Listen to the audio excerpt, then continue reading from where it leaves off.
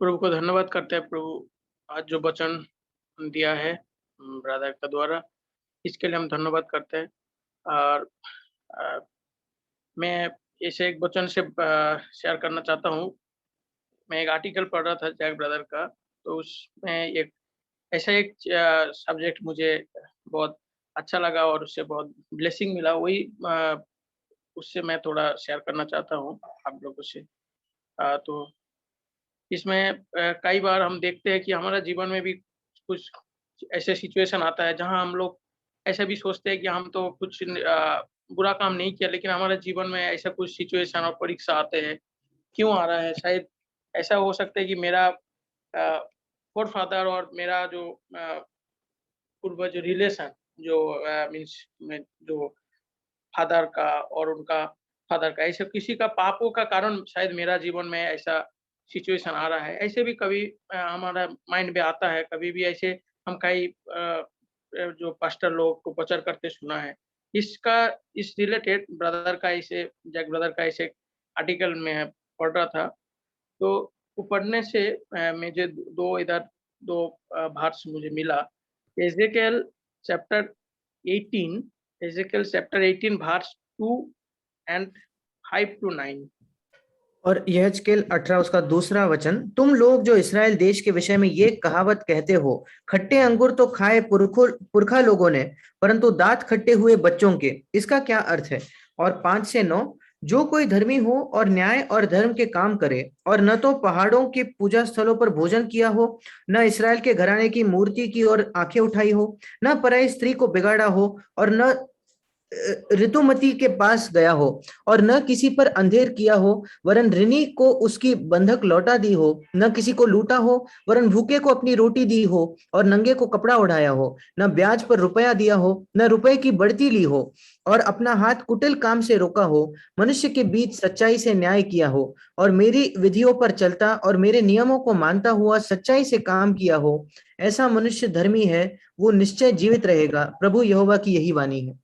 Thank you brother. तो ये वचन से मैं जब पढ़ रहा था, वो आर्टिकल पढ़ते उस टाइम में ये वचन जब देखा तो इसमें बहुत आशीष मिला कि इसमें बोल बोल रहा है कि ऐसे जो हमारा पूर्व पुरुष जो लोग हैं, अगर वो लोग कुछ बुरा काम किया मीन्स इधर बोल रहा है कि वो द्राक्षा फल जो जैसे अंगूर जो खट्टा हुआ अंगूर, हम भी जब मार्केट में अंगूर लेते हैं, कभी-कभी वो खट्टा हुआ अंगूर भी मिलता है। वो खट्टा हुआ अंगूर जो जिन्होंने खाया है, उनको ही उनका दाँतों का नुकसान आएगा। ऐसा नहीं है कि हमने खाया तो हमारा वाइफ़ को नुकसान आएगा। ऐसा नहीं है कि मेरा पिता ने खाया तो मेरे को आएगा और मैं खाया तो मेरा पिता को वो दाँत उनका दाँतों का नुकसान आएगा। ऐसा नहीं है। तो लेकिन इधर ऐसा एक वचन है कि जहाँ न इज़राइल देश में उस टाइम ऐसे एक कि उनको जीवन में ऐसा सिचुएशन आ रहा है, सपोज़ हमारे जीवन में ऐसा कुछ सिचुएशन पे हम जा रहे हैं। इसका मतलब ये नहीं कि हमारा पिता और उनका आगे वाला जनरेशन कुछ किया हो था, इसीलिए उसका फल हम भुग ब मीन्स उसके लिए हम भुगत रहे हैं, ऐसा नहीं है। तो ये वचन में जब मैं पढ़ा तो ये वचन में ऐसा चीज़ है कि लेकिन जहाँ हम अच्छा चीज़, अच्छा काम किया, अगर हम अच्छा काम किया तो उसका फल हमको मिलेगा। और अगर इधर जैसे 5 से 9 तक हम देखेंगे तो ये सब चीज़ था पहले या उस ओल्ड टेस्टामेंट का टाइम कि ये चीज़ अगर हम नहीं करेंगे तो हम धार्मिक है। आज भी ये चीज़ अगर हम नहीं करेंगे उससे भी और भी सेंसिटिव हर एक चीज़ों को प्रभु यीशु मसीह ने हमारा सबका जीवन के लिए दिया है आज्ञा। वो आज्ञा में भी एक ही है कि वो चीज़ अगर हम नहीं करेंगे तो हम धार्मिक ठहरेंगे। तो इसका मतलब तब हम जो ये मिला कि हमारा जीवन में जो भी सिचुएशन है, वो सिचुएशन और हर एक सिचुएशन में जो हम थ्रू जा रहा है, जिसका थ्रू हम जा रहा है, जो भी प्रोसिक्यूशन में जा रहा है, इसका ये कारण नहीं है कि हमारा किसी का पापों का कारण हो रहा है। अगर हमारा खुद का कारण हो रहा है, तो हमको खुद को जाँचना है और खुद को जाँच के उसका प्रभु का सामने आके कॉन्फेस करना है। जैसे डैनी ब्रदर उस टाइम बोल रहा था इन द बिगिनिंग कि जब हम फॉरगिव माँगते हैं प्रभु के पास आके, क्षमा माँगते हैं, तो प्रभु तुरंत क्षमा कर देता है। सिमिलरली अगर हमारा कुछ भी पापों का कारण, हमारा मिस्टेक का कारण कुछ हमारे जीवन में कुछ प्रोसिक्यूशन आ रहा है, तो कुछ चीजों में हम सफरिंग में जा रहे हैं, तो इसमें हमको प्रभु के पास आके उसका क्षमा मांगना है। तो मांगेंगे तो प्रभु तुरंत हमको वो क्षमा देता है। इसका कोई भी दूसरे का कारण हमको नहीं मिल रहा है, किसी दूसरे का पापों का कारण ये नहीं है। इसीलिए एक सिमिलर टाइप ऑफ वर्स हम देखेंगे यिर्मयाह 31 चैप्टर 31, मिशेल ब्रदर, यिर्मयाह चैप्टर 31 वर्स 29 एंड 30। यिर्मयाह 31 उसका 29 और 30 वचन। उन दिनों में वे फिर न कहेंगे पुरखा लोगों ने तो जंगली दाख खाई, परंतु उनके वंश के दांत खट्टे हो गए हैं, क्योंकि जो कोई जंगली दाख खाए उसी से दांत खट्टे हो जाएंगे, और हर एक मनुष्य अपने ही अधर्म के कारण मारा जाएगा। तो इधर भी सेम वर्स हम देखते हैं कि एक ही चीज इधर भी प्रभु परमेश्वर 27 में बोल रहा है कि यहोवा कहता है, प्रभु यही चीज हमको भी हम देखा वचन, तो सिमिलर वचन है दोनों में, एक ही वचन की जो द्राक्षाफल जो खट्टा वाला खाया उनको ही नुकसान होगा। तो इसके बाद हम जब नया नियम में जाते हैं, नया नियम में हम आगे देखेंगे, नया नियम में गलातियन चैप्टर 6 वर्स 7 to 8। गलातियों 6 उसका 7 और 8 वचन। धोखा न खाओ, परमेश्वर ठट्टों में नहीं उड़ाया जाता, क्योंकि मनुष्य जो कुछ बोता वही काटेगा। क्योंकि जो अपने शरीर के लिए बोता है वो शरीर के द्वारा विनाश की कटनी काटेगा, और जो आत्मा के लिए बोता है वो आत्मा के द्वारा अनंत जीवन की कटनी काटेगा। Yes, thank you brother. तो ये वचन जब हम देखते हैं तो इधर से ही पूरा क्लियरली बोल रहा है कि हमारा जीवन में हम जो भी चीज बुनेंगे, जो भी हम पेड़ पौधा हम आज लगा रहा है, अच्छा चीज हम अगर पुतेंगे तो अच्छा फल हमको मिलेगा। सपोज एक हम मैंगो ट्री, एक अच्छा क्वालिटी वाला मैंगो ट्री हम आज उसका उसको प्लांटेड करेंगे तो एक दिन उससे हम अच्छा मैंगो मिलेगा। अगर हम आज बुरा ये करेंगे उसका फल एक दिन तो आएगा ही, वो भी वो ऐसा ही फल आएगा। तो इसमें हम सबका हमारे जीवन में एक चीज हम जांच कर सकते हैं, एक चीज को हम खुद को न्याय करके देख सकते हैं कि खुद का जीवन में हमारा कैसे चीज में हम चल रहा है और किस चीज का हम उम्मीद कर रहा है। सपोज हम कर रहे हैं बुरा चीज और हम अच्छा चीज का उम्मीद कर रहे हैं तो हमको कभी भी मिलेगा नहीं। अगर हम गलती से कुछ बुरा चीज कर दिया और हमको तुरंत उसका एहसास हुआ, तुरंत हमको हमारा कॉन्शियस हमको बात कर रहा है, तो तुरंत प्रभु के पास आके हमको क्षमा मांगना है और उससे हमको मन फिरा के भागना है। क्योंकि कोई भी बुरा चीज में हमको उसका तरफ नहीं जाना, इवन उसका पीछे मुड़ के भी नहीं देखना, उससे भागना है। ऐसे भी वचन में बोला है कि हम कोई भी बुरा चीज से हमको भागने के लिए बोल रहा है। ऐसा नहीं कि आप उधर से चला जाओ, ऐसा नहीं, उसको हमको भागना है तुरंत। क्योंकि अगर हम नहीं भागेंगे तो कभी ना कभी फिर से वही बुरा चीज में, एडिक्शन में हम गिर जाएंगे। इसीलिए गलातियन 5:24 में ब्रदर एक छोटा बच्चन पढ़ दीजिए, गलातियन 5:24। गलातियों 5:24। और जो मसीह यीशु के हैं उन्होंने शरीर को उसकी लालसाओं और अभिलाषाओं समेत क्रूस पर चढ़ा दिया है। यस, अगर हम प्रभु में है, हम प्रभु यीशु मसीह में है, तो हमको चढ़ा दिया मीन्स ऐसा नहीं है कि हम पास्ट में एक बार चढ़ा दिया था, अभी सब कुछ हम सही है, ऐसा नहीं है कि हम। लेकिन जैक ब्रदर और आर्टिकल में ऐसे बोल रहा है कि क्रूसिफाइड एवरी डे। हमारा हर एक जो लालसा, हमारा हर एक जो मांस का, हमारा जो फ्लेश का जो डिजायर है, जो लास्ट है, उसको डे बाय डे हमको क्रूसिफाई करना है, तब हम प्रभु में आगे चल सकते हैं। अदरवाइज अगर हम एक दिन ठीक है, हम उस दिन मेरा सब लालसा छोड़ दिया, ऐसा नहीं है कि एक दिन हम छोड़ दिया तो सब कुछ हमारा जीवन से चला गया। इसलिए डे बाय डे डेली हमको डेली क्रूस हमको कैरी करना है। मीन्स हमको डेली क्रूस में हमारा जो लालसा को डेली क्रूसीफाई करना है, तब हम हमारा जो परफेक्शन में हम चल सकते हैं। तो इसीलिए जेम्स चैप्टर 1 वर्स 14 एंड 15 में हम देखेंगे इस टाइप का वचन। याकूब 1:14 और 15। परंतु प्रत्येक व्यक्ति अपनी ही अभिलाषा से खींचकर और फंसकर परीक्षा में पड़ता है। फिर अभिलाषा गर्भवती होकर पाप को जनती है, और पाप जब बढ़ जाता है तो मृत्यु को उत्पन्न करता है। Yes, thank you. तो हम देखते हैं तो हमारा जीवन में सेम चीज होता है कि हम जब हम कोई भी चीजों में हमारा खुद का अभिलाषा, खुद का फ्लेश का जो डिजायर, तो खुद का फ्लेश का जो लास्ट है, उसमें हम गिर जाते हैं। और हम गिरते गिरते अगर हम हमारा कुछ भी एहसास नहीं हो रहा है, हम गिर रहे हैं लेकिन कुछ भी एहसास नहीं हो रहा है, तब हमारा जीवन में नेक्स्ट में उससे हमको क्या होगा, एक पाप आएगा और पाप बाद में वो गर्भवती होके मृत्यु का जन्म देगा। मीन्स एक प्रोसेस है। पाप पहले पाप का क्या होगा, वो पाप का एक मैच्योरिटी होगा। पाप कॉन्सीव किया, वो पाप एक दिन मैच्योर होके लास्ट तक हमको मृत्यु तक लेके जाएगा। वो मृत्यु वर्ल्डली डेथ हो का बारे में नहीं है, ये एक ऐसा मृत्यु है कि जो हमारा नरक का जाने का रास्ता के लिए पूरा पक्का कर देता है। मीन्स वो मृत्यु में हमारा कुछ भी और कुछ होप नहीं है। Means we are dead in front of God. प्रभु का दृष्टि में हम खत्म हो गया।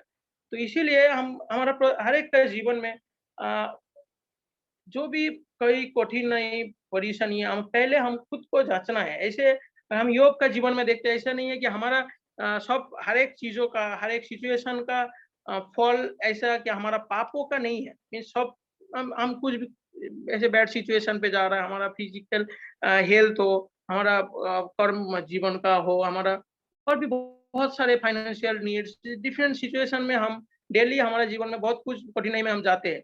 हर एक का परिणाम ऐसा नहीं है कि हमारा पाप का कारण। जैसे हम योग का जीवन में देखा है कि उनका पापों का कारण उनका जीवन में ये सब नहीं हुआ था, लेकिन प्रभु ने उनको अनुमति दिया था।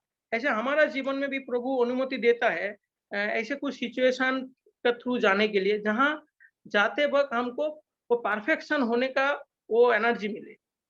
मीन्स हम पाप किया इसीलिए हमको जीवन में ये आ रहा है, ऐसा भी नहीं है। लेकिन कुछ सिचुएशन है जहाँ प्रभु अनुमति देता है कि हम जाते वक़्त हमको परफेक्शन में जाने के लिए वो एनर्जी मिलेगा। तो इसीलिए हर एक कठिनाई में हमको निराशा भी नहीं होना है कि because of my sin, because of my wicked work और समथिंग बैड हैबिट, ऐसा नहीं है। लेकिन कुछ चीज़ों में हमको खुद को जाँचना है, खुद को न्याय करना है, खुद के लिए एक ढूँढना है कि हमारा गलती कहाँ है, हम कहाँ पे गलती किया था, हम कहाँ पे कोई ऐसे खुद के लिए सोच के हम ये चीज़ किया था, उसका परिणाम और फल हम आज भुगत रहे हैं। ये भी हमको जाँचना है और इसके लिए भी हम 2 चीज़ है, तो 2 चीज़ में कॉन्फ्लिक्ट नहीं होना है। इसीलिए अ हिब्रू 12 सॉरी 8 वर्स 12 में हम देखते हैं। इब्रानियों 8:12, क्योंकि मैं उनके अधर्म के विषय में दयावंत होऊंगा और उनके पापों को फिर स्मरण न करूंगा। यस, जब हम अगर हम प्रभु के पास आके अगर अगर अगर हम ऐसे चीज को आइडेंटिफाई किए, बिकॉज ऑफ दैट शायद ये इसका परिणाम हम भुगत रहे। सपोज हम ऑफिस में काम कर रहे हैं, प्रभु बोलते हैं कि कोई भी अब ब्राइब मत लो। सपोज हम ब्राइब लिया, छुप के लिया, लेकिन वो ब्राइब का कारण हमारा एक दिन हमारा जीवन में ऐसा एक सिचुएशन आया जिससे हम खुद को ऐसा एक सिचुएशन है जहाँ because of my taking bribe, तो उस सिचुएशन को हम प्रभु का वचन को वायलेट किया, देन हमारा जीवन में वो चीज आया। तो ऐसा अगर हुआ means then I have to confess to God. प्रभु के पास आके हमको कॉन्फेस करना है। एक एग्जांपल बोल रहा हूँ, तो ऐसा चीजों में हमको हमेशा कॉन्फेस करना है, और हम अगर कॉन्फेस किया तो प्रभु हमारा हर एक पापों को क्षमा करेगा और कभी भी शरण में नहीं लेके आएगा। जैसे आज हिब्रू 10:17 में भी हम मेमोरी वर्स में देखा कि प्रभु ने हमको कभी भी हमारा वो जो चीज को उन्होंने क्षमा कर दिया, वो कभी भी शरण में नहीं लेके आएगा। प्रभु का ये वचन है। और इसीलिए रोमियो चैप्टर 8 वर्स 30 एंड 33 में और उसके साथ एक इनकरेज करने वाला वचन 8:30 एंड चैप्टर 8 वर्स 30 एंड 33।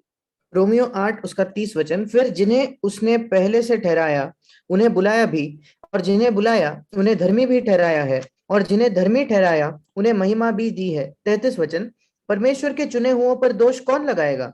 परमेश्वर ही है जो उनको धर्मी ठहराने वाला है। Yes, thank you brother. तो यहाँ 2 चीज हम देखते हैं। एक 30 में बोल रहे हैं कि प्रभु ने हमको चुना और प्रभु ने हमको इनवाइट किया और हमको धार्मिक बनाया, और धार्मिक के बाद हमको महिमान्वित किया हमको। और उसमें 33 में हम देखते हैं कि प्रभु ने हमको न्याय किया, हमको धार्मिक बनाया। तब दोष दोष लगाने वाला हमारे लिए कोई नहीं है। दो चीज हम एक ब्लेसिंग का रूप में हम देख सकते हैं कि इसीलिए हमको निराश नहीं होना है हमारा हर एक सिचुएशन में।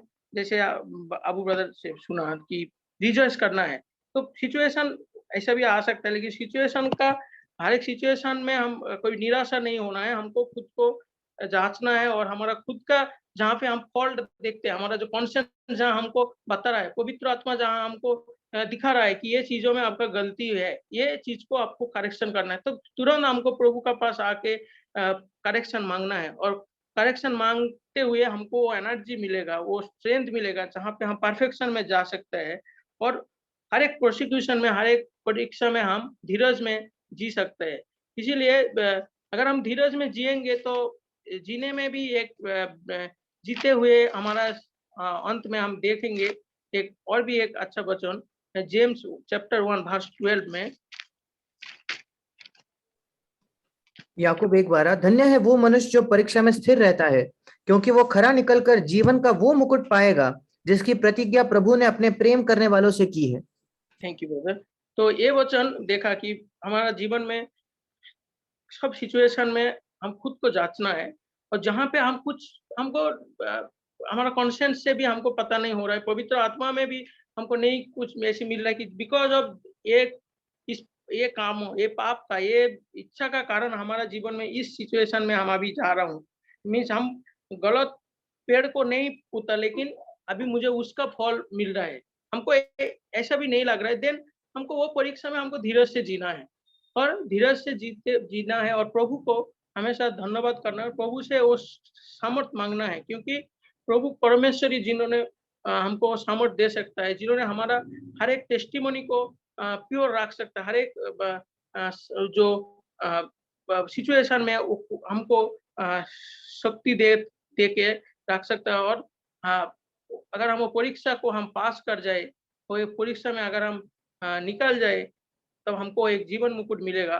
तो इसीलिए ये वचन से मैं देखा कि हमारा कोई भी सिचुएशन में हम हमारा परिवार का, हमारा कोई बैकग्राउंड को हम कभी भी दोष नहीं देना है, मीन्स हमारा because of my father, because of my mother, because of my somebody I am facing that type of situation, ऐसा नहीं है, किसी को कंडेम नहीं करना है, क्योंकि एजिकल से हम अब जेम्स तक हम जो भी वचन हमको मिला था प्रभु का द्वारा, हम एक चीज में मुझे प्रकाशित मिला कि कोई भी किसी को चीज के लिए किसी को कंडेम नहीं करना, किसी को दोष नहीं देना है कि because you have change, you have done those thing, because that's why I am facing, ये चीज नहीं होना है। हर एक चीजों में हम खुद को जांचना है, और जहाँ पे हमको हमारा ऐसे फॉल्ट जो भी नहीं मिल रहा है, इसका मतलब प्रभु का अनुमति से वो हो रहा है, बिकॉज प्रभु हमको और भी प्योर बनाने के लिए चाहते हैं, जहाँ हम हर एक परीक्षा में पास करके एक दिन वो जीवन मुकुट मिले। तो प्रभु को धन्यवाद ये वचन के लिए,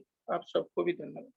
पिछले हफ्ते मुझे एक जॉब लगा और हमारे जो हेड है डिपार्टमेंट के, उन्होंने कहा कि आप सिलेबस देख के आइए और अगले दिन मुझे बताइए कि आप कौन सा सब्जेक्ट पढ़ाना चाहोगे। तो मैं 2 सब्जेक्ट मुझे जो पढ़ाना था, जो मुझे अच्छे से आता है और जो मैं जानता हूँ, मैं वही लेके गया।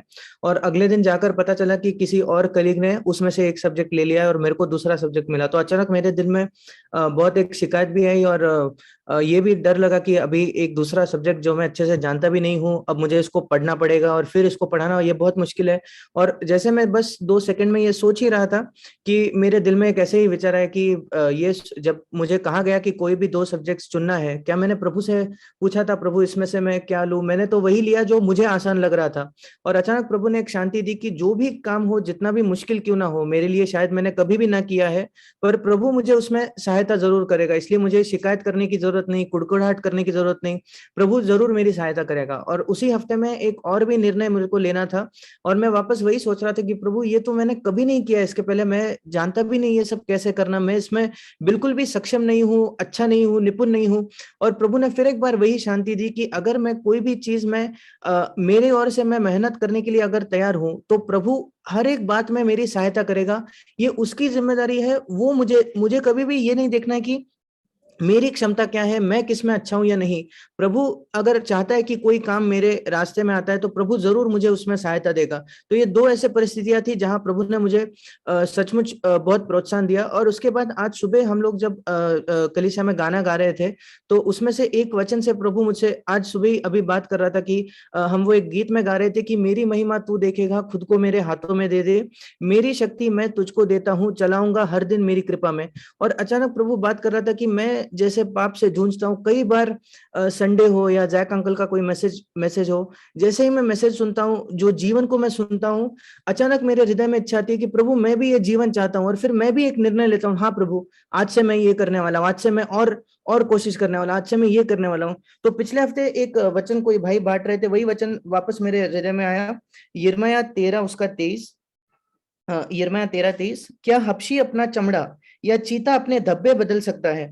और वही प्रभु बोल रहा था कि मैं सोच रहा था प्रभु कैसे संभव है इस जीवन को मैं जीऊं, मैं जो पाप में ही जन्मा हूं, जो मुझे पाप करना इतना स्वाभाविक है, आप चाहते हो कि इस पाप पर मैं जयवंत हूं, इस जीवन को मैं जीऊं। तो प्रभु ये असंभव है, ये उतना ही असंभव है मानो कोई चीता अपने धब्बों को मिटा सके। तो और वही प्रभु कह रहा था कि मैं कभी चाहता ही नहीं कि तुम अपने कोशिश से ये कर सको, क्योंकि ये होने ही नहीं वाला। अगर तुम्हारे काम के जीवन में तुम्हें सहायता करने के लिए मैं अगर तुम्हारी वहां सहायता कर सकता हूं, तो जो बातें आपके अनंत जीवन के लिए जरूरी है उन बातों में क्यों नहीं मैं तुम्हारी सहायता करूंगा। और जो तुम कर ही नहीं सकते वही मैं करना चाहता हूं। और वही प्रभु बहुत ही एक स्ट्रॉन्ग एनकरेजमेंट दे रहा था कि ये कितना भी मुश्किल क्यों ना हो, एक भी पाप पर विजय पाना या इस अद्भुत जीवन को जिसके विषय में मैं बार बार सुनता हूं इसको जीना, ये कितना भी असंभव क्यों ना हो, ये प्रभु का काम है जो वो मेरे जीवन में करना चाहता है। और वो मुझे अपने सामर्थ्य से जरूर भरेगा और अपनी सामर्थ्य देगा जिससे मैं इसको कर सकूं। इसलिए मैं प्रभु का धन्यवाद करता हूं। Last week is something which was encouraging me, that was from Ephesians 1 verse 20 and 21.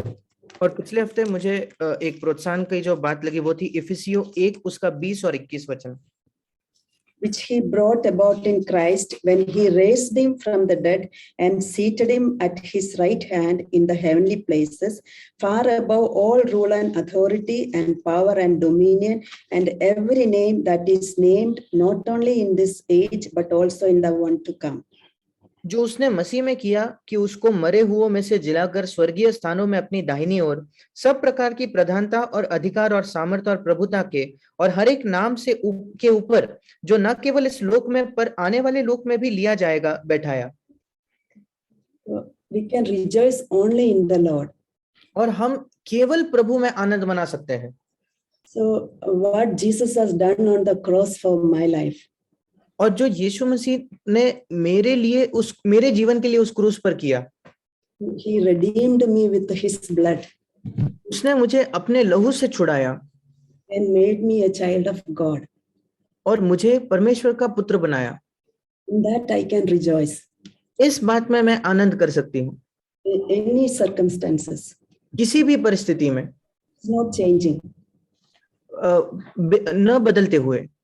So, and not only that, and what God has done, again in verse 20 we can, God raised Jesus from the dead. केवल उतना ही नहीं, 20 वचन, परमेश्वर जिसने यीशु मसीह को मरे हुओं में से जिलाया And seated him at his right hand in the heavenly places. और स्वर्गीय स्थानों में अपनी दाहिनी ओर बिठाया। Now Jesus is living, my Lord is living, and he is at the right hand of God. अब यीशु जी रहा है, मेरा प्रभु जीवित है और वो परमेश्वर की दाहिनी ओर बैठा है। Not only that, verse 21, he is seated above all rule and authority and power and dominion and every name that is named, not only in this age but also in the one to come. और 21 वचन में उतना ही नहीं बल्कि वो सारी प्रधानता, अधिकार, सामर्थ और प्रभुता के ऊपर है और हर एक नाम के ऊपर जो न केवल इस लोक में पर आने वाले लोक में भी लिया जाएगा, उससे ऊपर उसको बिठाया गया है।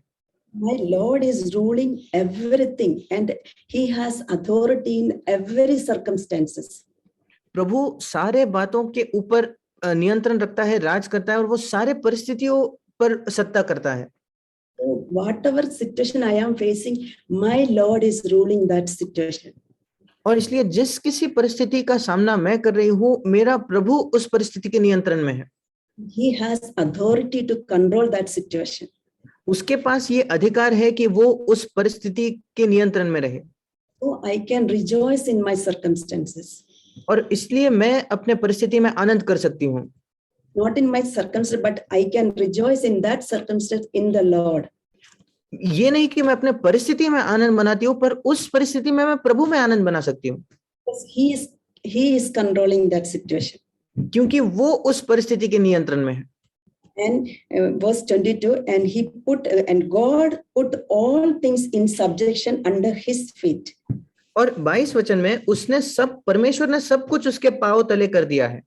So my Lord, everything is under his feet. और मेरा जो प्रभु है, सारी बातें उसके पांव तले है। So I can rejoice in him in every situations. और इस वजह से हर परिस्थिति में मैं उसमें आनंद मना सकती हूँ। तो मैं एक गवाही बताना चाहती हूँ, जो मुझे ऐसा पवित्र आत्मा ने मुझे लीड किया है ये गवाही बताने के लिए।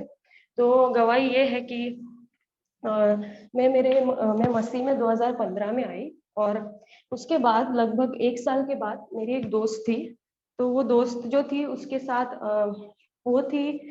मैं भी एक हिंदू परिवार से आई हूँ, और वो भी हिंदू परिवार से थी। और वो जो ब्रह्मा कुमारी का जो फॉलो करते हैं हिंदू लोग, जिसमें शायद आप लोग को पता होगा, वो लोग का आश्रम होता है, और वहां पर वो लोग सफेद साड़ी वगैरह पहनकर जाते हैं, और ऐसा सब उनका जो फॉलो करते हैं, तो वो सब फॉलो करती थी।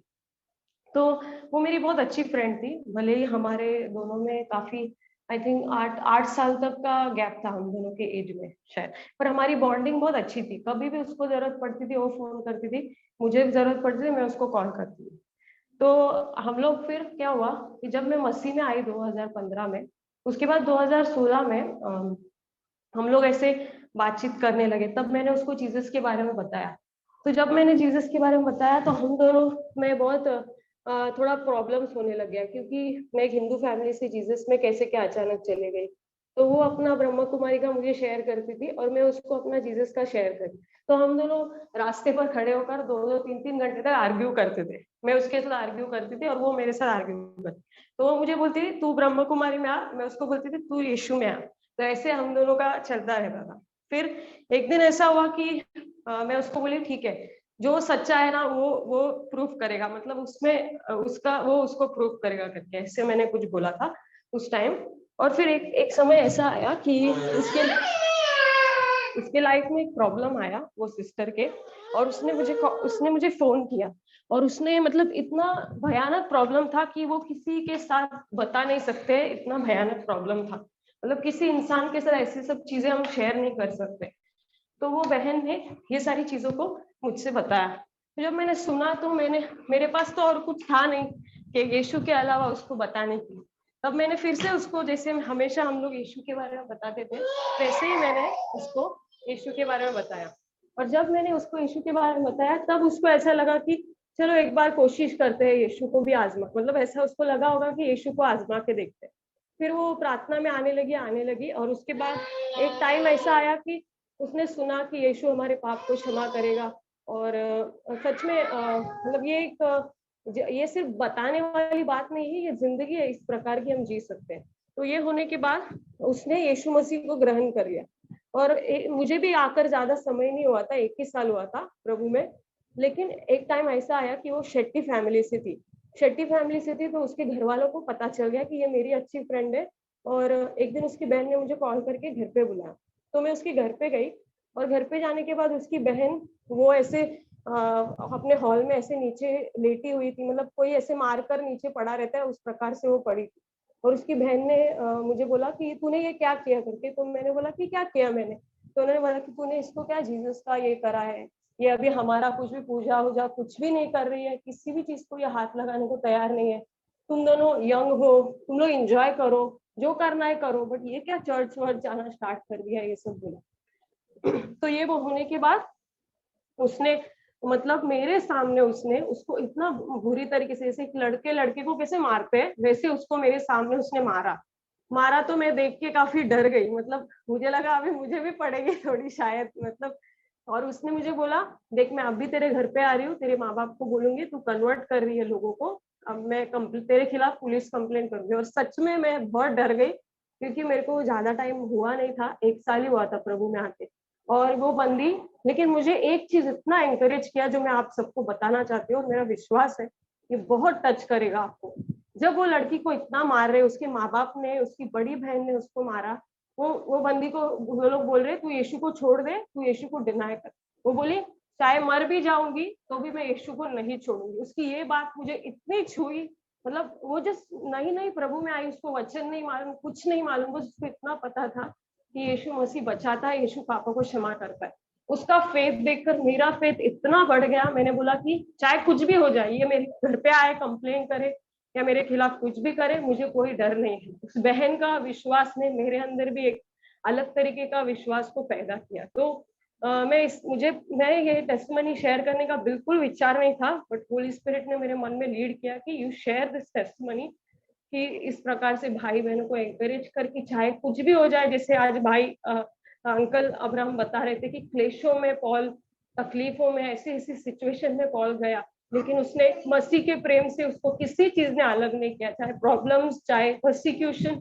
मेरे लाइफ में भी बहुत कुछ इस तरह से आया, लेकिन और कई बार मतलब गिरने की अवस्था, गिरने ही वाली थी, मौत के मुंह से प्रभु ने बाहर खींच कर निकाला। मतलब ऐसा प्रभु ने किया कि कोई 1% भी अपने ऊपर कोई भी महिमा ले ही नहीं सकते, प्रभु की महिमा को चुरा ही नहीं सकते।